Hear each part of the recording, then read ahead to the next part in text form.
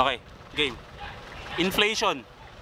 Inflation. Madalas kong nakikita sa mga balita sa Facebook, pero hindi ko masyadong maintindihan. Ngayon medyo curious ako kung ano ba yung inflation na yan. Kasi marami na akong nakikita sa newsfeed ko na maraming rants, maraming hindi natutuwa. Mayroon akong konting idea pero gusto ko mas maintindihan. Kaya siguro mas maganda. Total, nandito naman ulit tayo sa trabaho ko. Eh, lalabas tayo at magtatanong-tanong tayo kung ano ba talaga yung epekto ng inflation na yan sa mga tao. Pati na rin sa akin. Oh, I'm a gummy bear. Yes, I'm a gummy bear. Oh, I'm a yummy, yummy fun. Gano'n pa ako ng mic. Mag-interview muna ako pero kailangan ko ng mic eh. Wala tayong mic eh. Nagtitrending yung sili ngayon. Hindi ko alam kung bakit gigil na gigil yung mga tao sa sili. Wait lang, maghanap tayo ng mic. Pwede na? Pwede na? Pwede na? O, pwede na to. Tara, magtanong-tanong tayo. Para mas maintindihan natin yung inflation na yan, magtatanong-tanong tayo dito. Ba't kayo humabit? Mag-i-interview ako, Kuya. Halika dito. Halika dito. Halika dito. Ayaw nyo sa akin. O, dito tayo kila sir. Okay, game. Para mas maintindihan natin yung inflation. Ito. Ba't takot kayo sa... Ito lang na si Kuya. Okay, game. Hindi man microphone Ayun yan. yung mic ko, may mic ko. Ayun o. O, ngayon. Narinig mo na ba yung inflation? Ay, hindi pa sir. Ito yung pagtaas ng mga bilihin. Ah, yun pala. Naka-apekto ba sa'yo yung pagtaas ng bilihin? Malaki talaga ang epekto. So ano ang tingin mo? Kasi marami ang nag-run sa Facebook ngayon na tumataas na yung bilihin pero hindi tumataas yung sahod. Ano bang pwede mong gawin? O ang solusyon mo doon? Mas maganda tasa din ang sahod. Tasa ng sahod. Eh pag hindi tinasaan yung sahod, anong gagawin mo? Wala tayong magawa. Alam mo ba yung tinatawag na inflation? Anong inflation? Inflation yung pagtaas ng mga bilihin. Mga panindang mga kahit anong bilihin, tumaas ng puhunan, guminaan ang binta namin. Kasi nagmahal. Mahal. So anong magiging solusyon mo doon? Hindi ka ba gagawa ng ibang paraan para makapag-adjust ka? Hindi lang natin iasa? Hindi na. Ito lang. Kasi kontento lang ako dito. Ganito lang pangganap ng buhay. Makontento ka na sa ganyan? Oo. Pinteriya mo ba to? Ay, halika muna dito. Yung inflation, yung pagmahal ng mga bilihin. Ay, oo. O dahil nagnenegosyo ka dito, anong epekto sa'yo nun? Kung paano masusolusyonan? Imbis na magreklamo ka, gawin mo na lang yung paraan para paano mo pag ibabudget yung gagastusin mo sa pamamalengke. Imbis na magsasalita ka dyan, magreklamo ka, hindi ka naman matutulungan ng pagreklamo yun. Gumawa ka ng sarili mo para kung paano. So sa madaling salita, kahit umaas yung inflation, eh kayo na yung mag-a-adjust para doon. Oo. Pamilyar po ba kayo dun sa inflation? Ano ba ang reaction nyo doon? Ay, lalo na paano naghahanap buhay kami. Bawal magtinda. Kahit pambili lang ng gamot ko. Para sa kasi may sakit ako na higa ko. Nahihirapan ako huminga. Hindi naman sila Sabagay, sabi nila, sige alisin mo lang yan. Pero bawal tinda. Okay lang. Yung kita namin, hindi makayanan dahil sa mahal na bilihin. Mas na makakaano ng ibang bilihin, hindi na makabili dahil mahal na eh. So, sikap na lang at makakaya na ng mabibili. Ano po yung magiging solusyon nyo dun sa pagtaas ng mga bilihin? So para sa akin, kung gagawa rin tayo ng paraan, baka hindi rin ng gobyerno yun. Sariling sikap na lang. Kung ano yung binapatas nila, wala tayong magagawa. Susunod na lang. Oo. Bibigyan kita ng pamerienda. Sagutin mo na yung tanong ko. Narinig nyo na po ba yung inflation na tinatawag? Inflation rate. Inflation rate, o yan. Ano ba ang reaction nyo doon? Tanggalin na yung train loss yan. Doble kayo na lang. Yun na lang. Magtsagaan talaga. Magtsatsagaan lang sir. Iaasa ba natin sa gobyerno? Hindi na. Sa ating sarili na lang sir. Para mabuhay namin pamilya. Ayun, maraming salamat. Ayun. Ganda-ganda ng sagot mo. Nahiya ka, tatay. Okay. Ayan, nagtanong-tanong na ako sa mga tao dito, sa mga sibling tao, at medyo nabuksan na yung pag-iintindi ko at pangunawa ako sa inflation na yan. So medyo naliwanagan ako ngayon. Pero ang kinakainis ko lang, ngayon pwede ko na siyang i-connect dun sa mga pinag-uusapan, mga post ng mga tao sa Facebook at newsfeed na nagrereklamo sila sa pagtaas ng bilihin. Pero itong mga taong to mga sosyal naman. Hindi ko maintindihan kung bakit sila nagrereklamo samantalang mas maganda yung buhay nila kaysa sa mga tao na in-interview natin. Hindi ako galit ha. Normal na tao lang sila pero gustong gumawa ng paraan, magdoble kayod para dyan sa... Hindi, wait. Ha? Easy. Hindi, Calm di down, ba? man. Parang nagigigil ako eh. Para kasi ano eh, nagrereklamo sila sa inflation pero nakikita mo sila nagsa Starbucks palagi. Ang gaganda ng mga pinupost sa Instagram, pupunta sa ibang bansa. Tapos, tigilan. Take it easy. Take it Hindi, easy. hindi. Bro. Nagigigil kasi ako eh. Come on.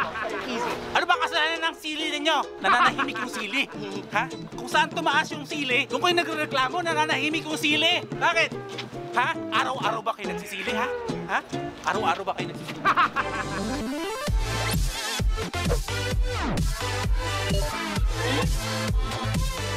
Ano ba kasi itigilan mo kasi ako? Man, you need to calm down. Stop with that inflation stuff. Ano daw? Ano daw? Ay, Englishero pala to. You need to calm down, man. No sense of solving a problem like this. Wait. Why are you following me? Do I know you? No? Oh, stop following me.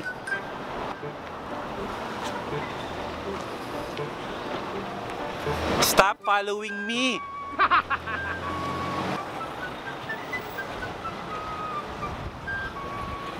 What? Do I know you again? No? Ba't pa sunod sa akin to? I. Bakit? Ano? Ba't mo ako sinusundan? Why do you follow me? Hirap na hirap ako mag-English. Ay, ito kayo ko eh. Why, ano? Why? Why what? Why are you following my footsteps? I'm new here. I just want a friend. I'm looking for a friend. Looking for a place to hang, lay low. Grabe, English siya talaga. The problem is, I'm not fluent in English that much. Tax. How can I communicate? Are you Arab? Are you what? What nationality are you? I'm from somewhere far. Middle East. Mukha siyang Arabo, mukha siyang Bombay. Hindi natin maintindihan. Are you Bombay? No? Tara na nga, tara. Let's go. Sama mo ako. Ano ba 'yon? Sige na nga. Samahan na nga natin 'to. Mukhang walang kaibigan 'to. Sige, total naman pag-isa lang naman tayo na ngayon, eh. What do you want me to do with you? I'm hungry. Let's eat. Sure ka? What? Are you sure? Do you wanna eat? Yeah. Come on, let's eat. Let's bounce. O sige. Because you're new here, we will go to a place and I will, ano ba sa Tagalog yung papakainin ko siya ng something? I will let him eat something. Okay lang. Oh, sakay na ikaw. Dun. Okay. What is your name, my friend? I'm Adam. You're Adam. Yup. Why are you here in the Philippines? Oh, wait, kuya. Sa ano tayo? Sa National Bookstore. Nag-i-English na ako dito. Hindi ko sinasabi sa tricycle kung saan tayo pupunta. You're just new here in the Philippines? You can say that, yeah. Ang hirap naman ng English. Let's go find some food, okay? Filipino food. You want? Yeah, let's hit it. Okay, ang magandang gawin natin dito. Pakain natin. Mukhang na taga Middle East to eh. Do you heard about sisig? Kind of. Kind of? Yeah. Do you wanna try? Sure. Game? Okay, game. Game daw siya sa sisig. What's your nationality? Ang hirap naman talaga. Diyos ko, dinudugo talaga yung ilong ko. What's your nationality again? I'm something. Medyo nawiwirdohan talaga ako sa kanya kasi tinatanong ko yung nationality niya, hindi niya sinasabi. So medyo nahihiwagaan talaga ako sa kanya. Me, I'm a Filipino. Yes. And you are? A human. Ano daw? Sorry, it's traffic here. Traffic here in the Philippines is normal. Do you have traffic in your country? What country? Ang hirap niya kausap. How long have you been here in the Philippines, my friend? 2 weeks. 2 weeks? Have you ever seen the movie Jai? Hindi ba Jai? Mukha siyang taga... yung mga pelikula na... ano ba yun? Slumdog Millionaire. Para mga ganun yung lahi niya, no? Bigla na lang sumama sa akin to. Feeling ko naghahanap ng kaibigan to dito. Are you okay there? Yes. Good, you're okay because I'm not okay. Okay, dito na lang as. Sir, para on the side. Thank you. How much do I owe you? How much do you owe me? 20? You hold the camera, my friend, for a while. 20. Okay. Thank you. Where are we eating? Wait, mahal kasi 'di ba? May inflation pa kasi na 'yan eh. You said something called sisig. Hindi natin alam kung pwede ba sa kanya yung sisig kasi mukhang wala siyang idea kung ano yung sisig na 'yan eh. Are you sure? Yeah. I'm the tourist. Anong masasabi mo sa inflation? Alam mo bang tumataas yung bilihin? Alam ng nanay mo yun. Sigurado. No, he's just a kid, right? Okay, sige. Okay, papakalan ko na lang siya. Si Jaiho. My Jaiho friend. Do you wanna try some? Yeah. Okay, game. Total, kanina pa ako ginugood time nito eh. Babawi muna tayo. Ano po yung pinaka the best na sisig na pwede nyong i-serve sa akin at dito sa Jaiho friend ko? Ano? The kuya said the sisig is very ano ba yung masarap? Tasteful, delicious. Oh my God. Grabe, dumudugo yung ilong ko. Can we have some order, please?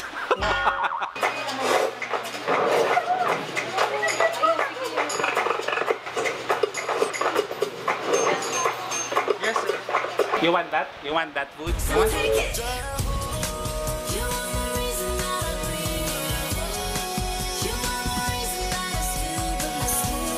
Tubig. Tubig.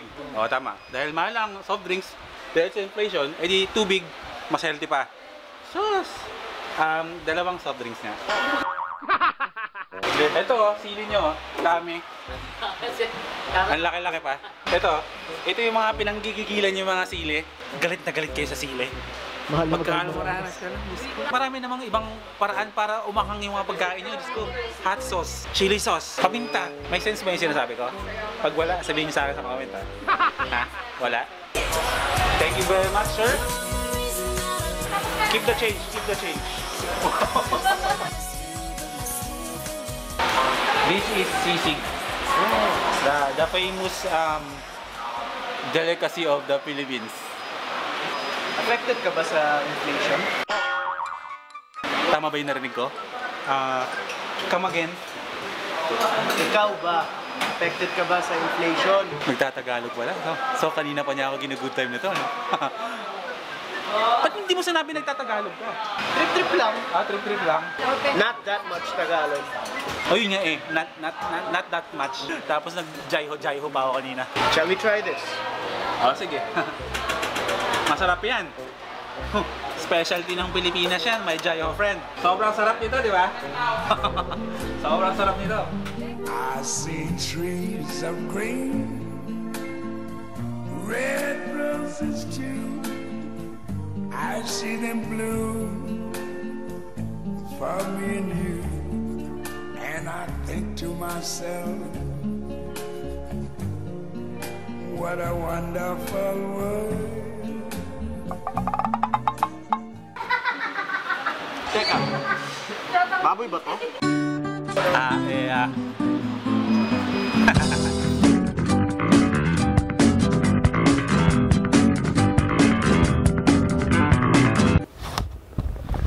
Okay, lahat ng mga napanood nyo gagawa lang, skit lang yun. Kasi yung kasama ko, si Adam, meet Adam. Siya ang trainee ko dito sa ABS sa pag-edit. So, soon magiging editor siya dito sa ABS-CBN. What's up, y'all? Hello. Nagtatagalog siya! What's Tagalog? Joke lang, joke lang.